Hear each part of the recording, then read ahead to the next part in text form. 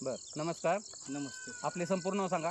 तेजस राजेंद्र मदने, मुक्काम पोस्ट विडणी, तालुका फलटण, जिल्हा सातारा. बर, आपले हे कांद्याचं पीक हे किती तारखेला पेरलेलं आहे? साधारण हा 2 डिसेंबरच्या आसपास मी पेरलेला आहे. 2 डिसेंबर 24. हा 2024. 24ला. बर, म्हणजे आज साधारण किती महिने झाले? सरासरी 3.5 महिन्याच्या आसपास 3.5 झाले. महिन्याचा हा कांदा झाला. बर, मग 3.5 महिन्याचा कांदा झाला. पण ह्या 3.5 महिन्याच्या मानाने कांद्याची साईज इतकी जोरात झाली, ह्याला काय कारण आहे? तर मी हे ज्या टायमिंगला मी पेरणी केली नंतरनं थोडासा कांदा लुसकान मला जाणवला.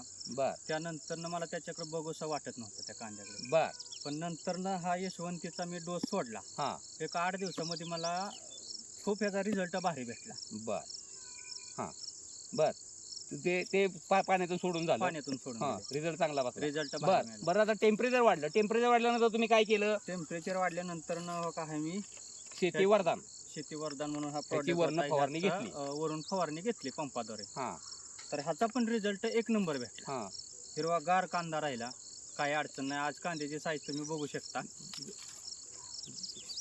जवळ येऊन हे करा. हां, कांदा कसा आहे?